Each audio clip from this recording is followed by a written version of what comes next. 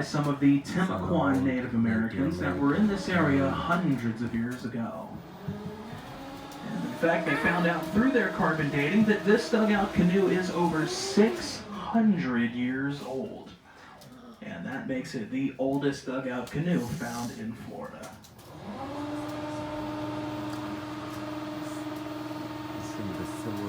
Now, the university was wanting to put this into the Florida Museum of Natural History, but the state park was wanting them to come bring it right back here where they found it, since it is considered state property.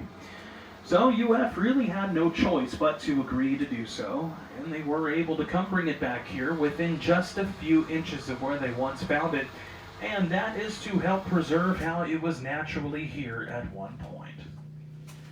So this dugout canoe is going to be sitting right where it's at for as long as it can.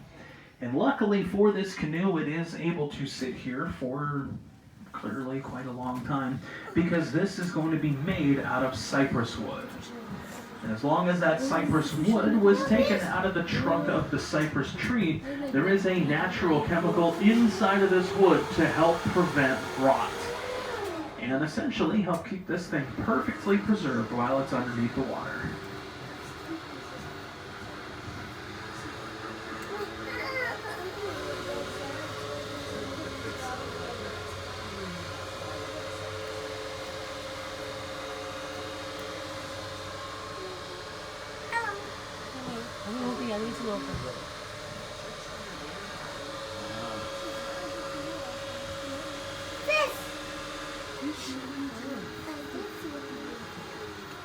Now this next spring we'll pull into here is the Blue Grotto.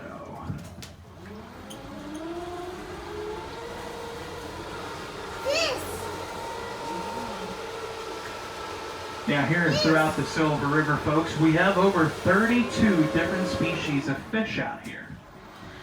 And this is all including, but not limited to, 3 different kinds of bass, 2 different types of gar. We have catfish, and armored catfish, and several different types of brim. And around here we also have mullet, bowfin, mudfish, shad, river trout, and we even have tilapia in this river. And the tilapia is an invasive species originally from Asia. Now, we're not 100% sure though on how the tilapia ended up here in Central Florida, but if you ask me, I'm thinking that they probably took a shortcut through the abyss. A little funnier the second time.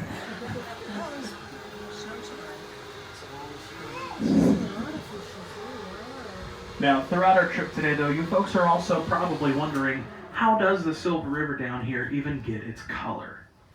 Well, the Native Americans that were here hundreds of years ago learned that the limestone, which is, again, all that white stuff at the bottom of the river down there, and when this all gets met by the sunlight, that light is going to reflect off of that rock while it's underneath the water, and that is what helps give this river its silvery blue tones. And it was with that knowledge that the Native Americans so originally named this place the Silver River. But before we leave, over to the right here, we'll see a very lonesome turtle on this log, as well as a wood duck hanging out over here.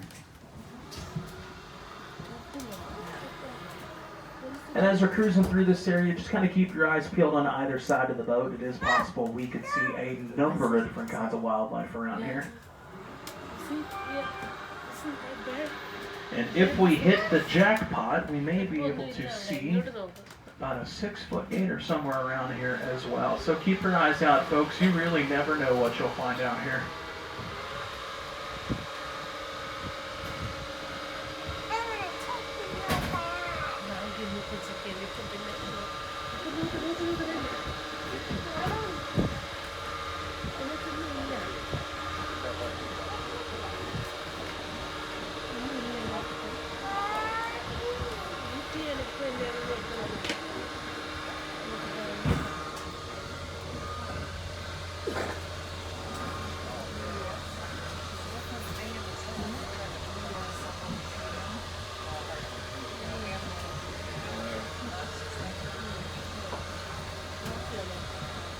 Now, as they're getting ready to make the turn and head back upriver here, if you folks look over towards the right-hand side through the trees out here, you're going to start to see a very large white building out there into the distance.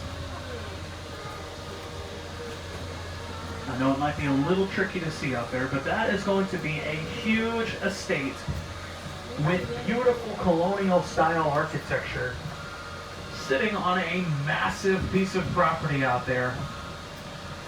And that, folks, is my brand new house. Perks of the job. No, just joking. That out there, folks, is just going to be the Twin Oaks Mansion. But what the Twin Oaks Mansion really is a stage. Because that is our old concert venue here in Silver Springs. Now, the Twin Oaks Mansion was built in 1993 in hopes of bringing in some world-famous acts to perform here at the park. And it has certainly done its job. Because we've had the likes of Willie Nelson play here a few times.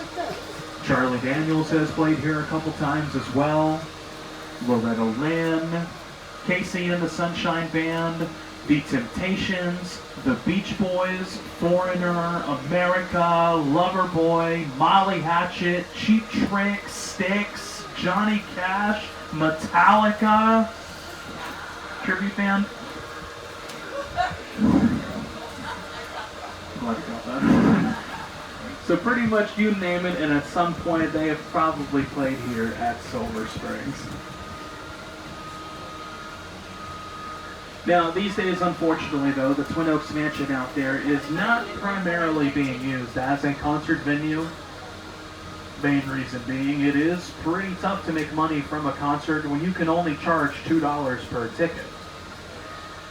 But if we have any potential newlyweds on board, or anyone looking to maybe renew some vows, the Twin Oaks Mansion out there can be booked out as a wedding venue these days, too. And yes, folks, you got it. With just enough people, you can average that out to about $2 per person.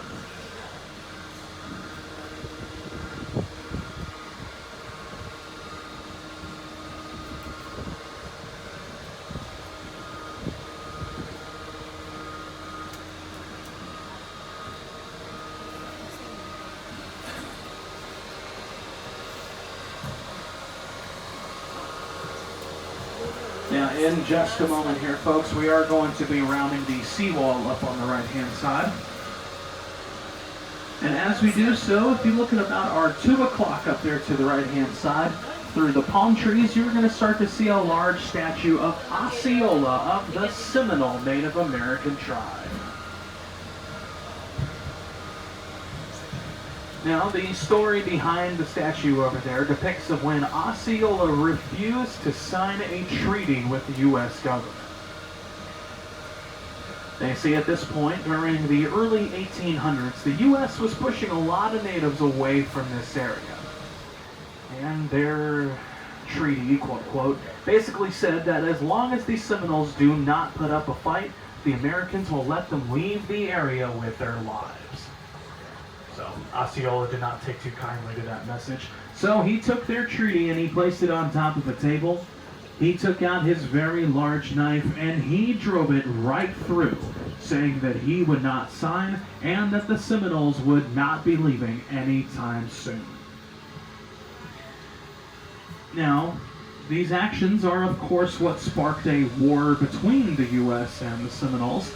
And all of those actions took place right here within this general area of Ocala. Now, even though a lot of the Seminoles did end up getting pushed kind of all throughout the country, a good number of them fought, and they remain here in Florida still to this day. So, they never left, and more importantly, they never signed. So these Seminoles, folks, are truly unconquered. Except when it comes to football.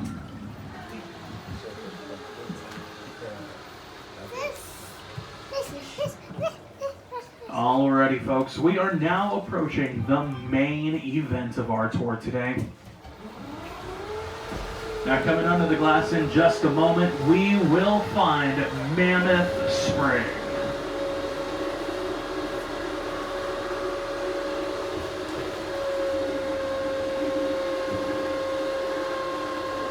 Now, Mammoth Spring is going to be the head spring of the Silver River.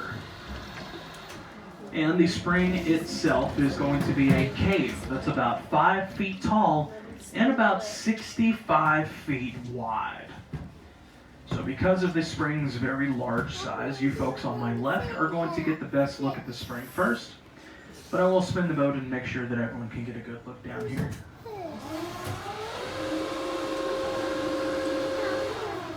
Now, this one spring by itself is responsible for pushing out over 550 million gallons of water every single day. Wow. And that massive number is what makes this spring the largest artesian spring made out of limestone in the entire world.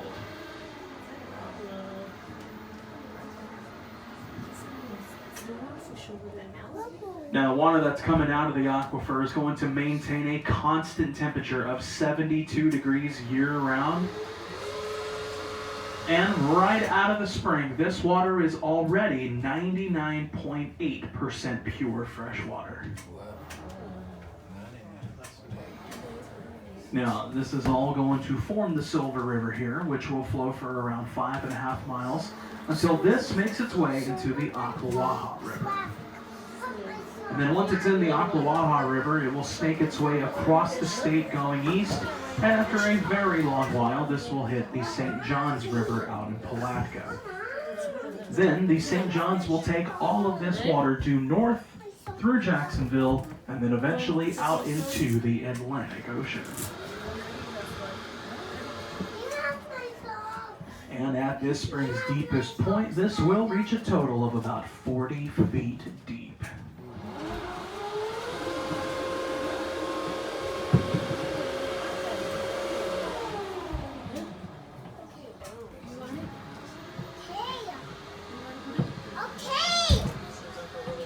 Now, as we are getting ready to cross Mammoth Spring, though, folks, there is still just one final thing I got to show you, folks, before we head back to the dock. Now, right around 1967, there was a TV show by the name of I Spy, starring Robert Culp and Bill Cosby. And about midway through the third season, there was an episode of the show that required an underwater scene with some underwater statues. And these statues are what we are going to be cruising on top of right about now.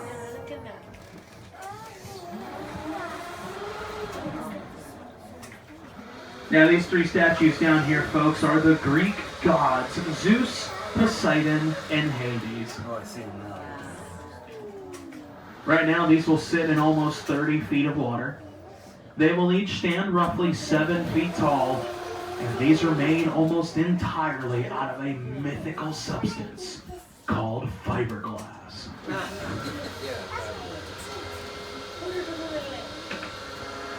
Now, originally for I Spy, there were 12 of these statues in total, and then when filming was done, they were going to bring all 12 out of the water. But some of the local people here in Silver Springs put up such a stink that they compromised, and so they only took out 9, and they left 3 beneath us here for our viewing pleasure. How nice. But it worked out because after I Spy, you can see these 3 in the James Bond movie Moonraker with Roger Moore. And then aside from Moonraker and I Spy, these statues down here and the area all around us can be seen in tons of other different movies, TV shows, and commercials all throughout the years. And so for the last 55 years now, these 3 statues have grown to be some of our resident movie stars. So move over, John Travolta. It's glass. Now, the wind took me for a little bit of a ride there, but was everyone able to see the statues? Cool. Did everybody get the pictures that they wanted? Now, before we wrap things up, though, folks, I am realizing we were not able to see an alligator on our trip today. I am sorry. They probably took a lunch break. Now, I will tell you, folks, though, a good captain will always come strapped with a plan B. So, just for y'all, I do still have some sort of an alligator to show you. He's just right here instead.